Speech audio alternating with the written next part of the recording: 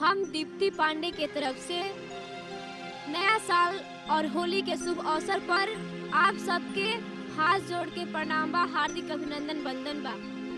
आप सबके सेवा में होली के केसट ललटेन जरा के रंगब प्रस्तुत बा, जेकर संयोजक बड़े भैया राजकुमार जी बानी।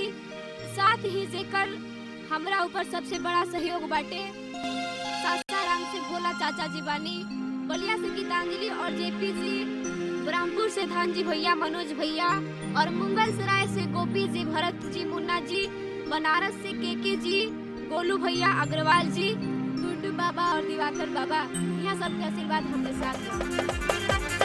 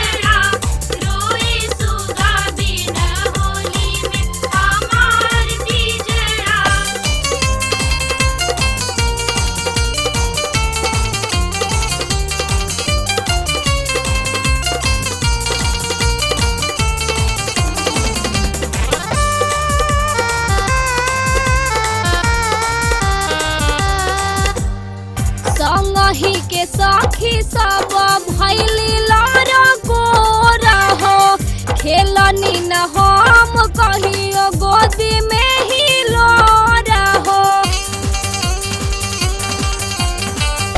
संगही के सखी सब भैली लारा को रहो, खेलनी न हम कहियो गोदी में ही लो रहो।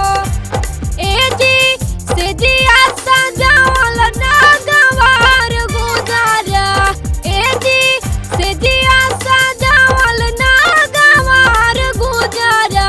तरोवे सुगा बिना होली में हमार पिजड़ा, रोवे सुगा